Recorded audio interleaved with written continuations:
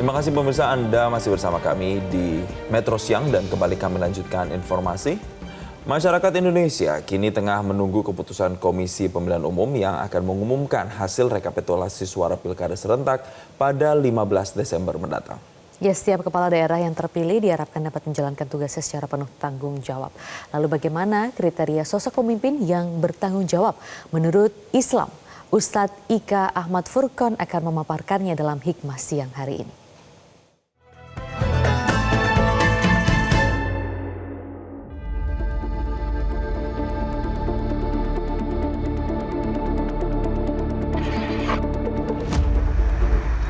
KPU tanggal 15 Desember 2024 akan mengumumkan hasil pilkada serentak secara nasional.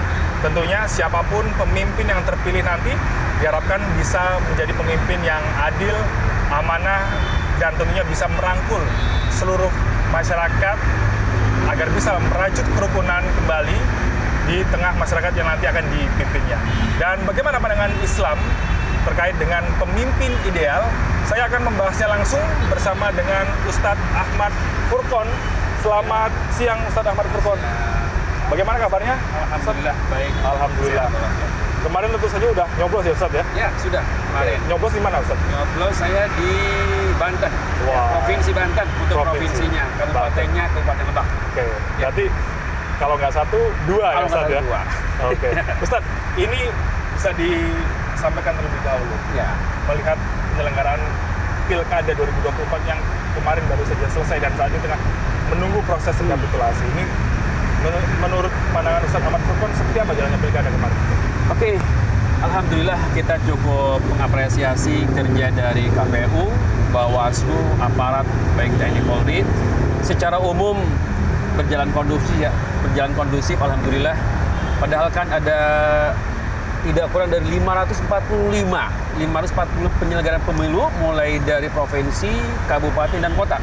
Ini kan PR besar ini. Ini sesuatu yang tidak mudah dijalankan secara tertib, mengingat tadi ya, kita berbagai suku, berbeda kultur, berbeda keyakinan. Tapi secara umum alhamdulillah semua berjalan dengan baik. Kita sebagai warga, sebagai anak bangsa berterima kasih kepada seluruh pihak yang telah menjalankan pesta demokrasi ini berjalan aman, damai, dan tidak ada konflik ya. Walaupun mungkin ada riak-riak sedikit ya, kalau secara umum sih kita anggap alhamdulillah semuanya berjalan lancar. Oke. Ya. Ustadz Ahmad Furqon, kalau kita melihat pemimpin yang ideal begitu, dari sudut pandang agama Islam, ini menurut Ustadz Ahmad Furqon sendiri, itu seperti apa pemimpin yang ideal, amanah, serta merangkul masyarakat? Baik. Islam itu bagaimana Islam memberikan apresiasi ya.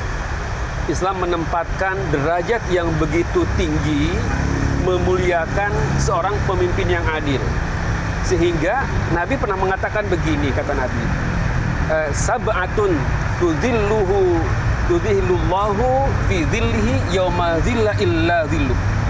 Ada 7 kelompok orang yang akan mendapatkan naungan arasy Allah. Yang pertama kali disebut apa? Kata Nabi, imamun adil, pemimpin yang adil.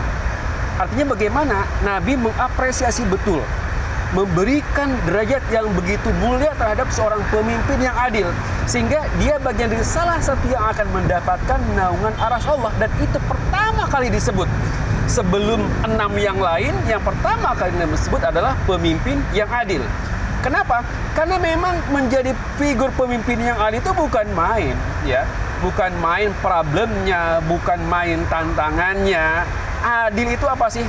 Adil itu kan menempatkan sesuatu sesuai dengan porsinya, sesuai dengan tempatnya. Lawannya zalim, ya. Artinya kalau zalim itu mereka menempatkan sesuatu tidak pada tempatnya.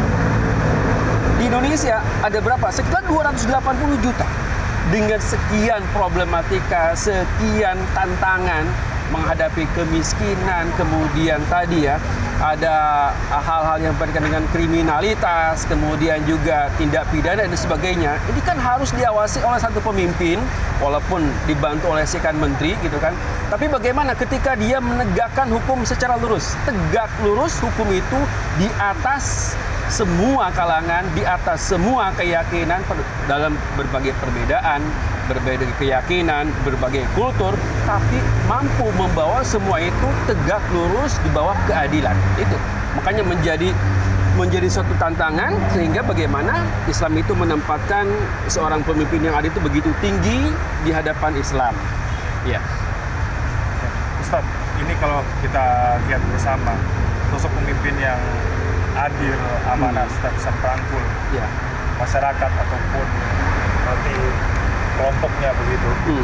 Ustaz sendiri melihat dari sudut pandang Islam, ini apa begitu hukuman bagi seorang pemimpin yang tidak bisa berlaku adil, berlaku amanah, dan tidak bisa merangkul masyarakatnya? Ya. Artinya ketika Islam memberikan apresiasi kepada pemimpin yang adil, ya, begitu juga Islam memberikan konsekuensi, ya, memberikan sebuah konsekuensi, sebuah sanksi bagi pemimpin yang tidak adil. Pemimpin yang tidak adil kan berarti pemimpin yang ketika dia tidak menegakkan hukum secara lurus. Ada faktor karena kedekatan, ada faktor karena kebencian, sehingga Allah pernah mengatakan dalam sebuah firman-Nya dalam Al-Qur'an, wala yajrimannakum syana'anu qaumin alla ta'dilu. Alla ta'dilu. Jangan karena kebencianmu kepada salah satu kaum membuat kamu berlaku tidak adil. Artinya, walaupun Anda dulu tidak memilih saya, Anda partainya yang lain, Anda dulu mencemooh saya, tapi ketika saya jadi pemimpin, saya ada pemimpin Anda semua, gitu kan? Tidak ada lagi di situ ada kebencian karena dia mungkin bukan satu kelompoknya dia, atau misalnya ada terlalu dekat dengan kelompok yang mendukungnya. Tidak seperti itu. Ketika duduk dia sebagai pemimpin, maka dia merangkul semua pihak, mendukung atau tidak mendukung, yang kemarin pro kepada dia atau yang kemarin membenci dia. Itulah pemimpin yang di sini bisa jadi dia akan mendapatkan kepercayaan, trust dari masyarakat, dari rakyat. Sehingga ada sebuah hadis mengatakan begini, walaupun hadis ini dinilai dhaif oleh sebagian periwayat, hadis mengatakan yaumun min imamin adil khairun min ibadati sittina sana. Satu hari bagi pemimpin yang adil itu lebih baik daripada beribadah 60 tahun. Artinya bagaimana sehari pemimpin yang adil itu lebih baik dari Anda beribadah 60 tahun. Kenapa demikian? Karena pada pemimpin yang adil, seorang yang menuntut hak akan mendapatkan hak. Seorang yang berkelakuan melanggar hukum akan mendapat konsekuensinya. Itu hanya ada pada pemimpin yang adil. Dan itu diapresiasi betul oleh Al-Quran. Nabi pernah mengatakan begini, kata Nabi, "Lau anna Fatimah binti Muhammadin saraqat laqata'tu yadah." Andaikan Fatimah anaknya Muhammad dia mencuri, laqata'tu yadah, maka saya sendiri akan potong tangannya. Bagaimana di situ? Nabi menggambarkan tidak ada faktor kedekatan hingga dia tidak melaksanakan hukum secara tegak lurus. Begitu juga, jangan juga karena ada faktor kebencian engkau tidak melaksanakan hukum secara tegak lurus. Mudah-mudahan pemimpin ke depan, ya, mereka bisa merangkul semua pihak, kemudian mensejahterakan yang selama ini mereka janjikan. Ketika mereka berkampanye kan semuanya janjinya itu menggembirakan semua nih, ya, tidak ada janji yang mengecewakan, tidak ada. Semuanya adalah menggembirakan kita sebagai konstituen, sebagai yang memiliki hak pilih untuk mereka sesuai dengan janjinya. Tinggal nanti perjuangan seorang pemimpin melaksanakan kata-kata, perjuangan dia untuk melaksanakan apa yang mereka janjikan. Rakyat berharap di sini. Terakhir Ustaz, Ya. ini dari pandangan Ustaz sendiri, sosok kepala daerah seperti apa yang saat ini dibutuhkan? Ya. Satu, kita sulit, ya, walaupun tidak mustahil, adalah tadi pemimpin yang memang mendapatkan kepercayaan secara moral, kepercayaan itu maupun kepercayaan itu diberikan oleh rakyat yang harus mereka jalankan betul. Yang pertama kan laporan yang kemarin kita baca itu selama 2001 periode ini, 5 tahun itu, berapa kepala daerah yang kena OTT. Ini kan menjadi tantangan ini.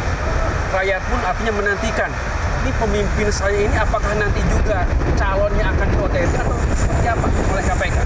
Kita berharap tadi ketika mereka menyampaikan janji-janjinya, mereka siap untuk bersih semua untuk rakyat, mereka akan perhatikan semuanya. Kita berharap mereka komitmen untuk itu.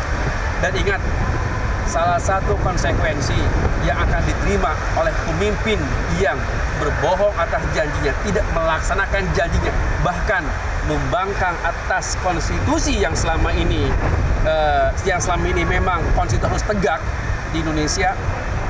Nabi pernah mengatakan begini, "Ma min abdin yastarihillahu ra'iyatan yamutu yawma yamutu wa huwa ghashun illa haramallahu 'alaihil jannah."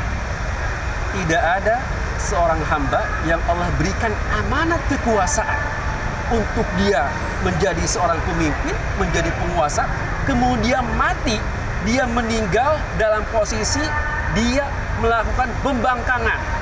Dia mati, pemimpin itu meninggal dalam posisi dia melakukan tidak menegakkan hukum secara benar. Zalim, otoriter, tirani, kata Allah, maka dia tidak akan pernah diharamkan kepada dia itu surganya Allah Subhanahu wa taala. Ini menjadi konsekuensi besar, ya. Artinya tidak akan pernah masuk surga tuh pemimpin yang zalim, ya, pemimpin yang tidak melaksanakan kata-kata, artinya dia tidak menepati janjinya, atau bahkan tadi entah dia korupsi, melakukan gratifikasi, yang semuanya itu melakukan pembangkangan terhadap apa yang pernah dia janji. Ya, terima kasih banyak Ustadz Ahmad Furqon atas pencerahan dan juga masukan-masukannya dalam pentingnya mencari pemimpin yang amanah. Dan itulah perbincangan saya bersama dengan Ustadz Ahmad Furqon terkait dengan pentingnya mencari pemimpin yang amanah. Dari Jakarta, Aris Setia, Robi Pratama, Metro TV.